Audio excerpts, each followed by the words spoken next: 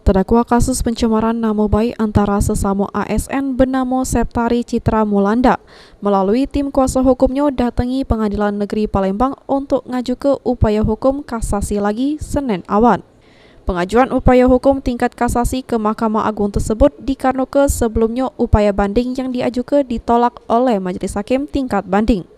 Dengan amar putusan nguat ke putusan Hakim Pengadilan Negeri Palembang, di mana juru perkara ini terdakwa Septari Citra Mulanda dijeru persidangan beberapa waktu yang liwat dikenakan Majelis Hakim Pengadilan Negeri Palembang pidana penjara selama 4 bulan karena terbukti melakukan tindak pidana pencemaran nama baik dengan dakwaan JPU Kejati Sumsel ngelanggar pasal 310 ayat 1 KUHP.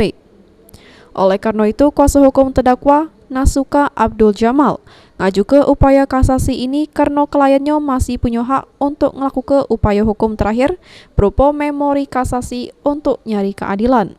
Hari ini adalah agenda kami memasukkan memori kasasi atas nama terdakwa Septari Citra Mulanda yang dimana di dalam putusan pengadilan negeri telah diputus telah melakukan tindak pidana 310 yaitu pencemaran nama baik.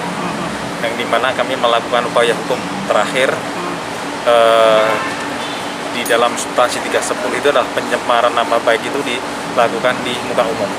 Ternyata dalam fakta-fakta persidangan hal tersebut tidak ditemukan.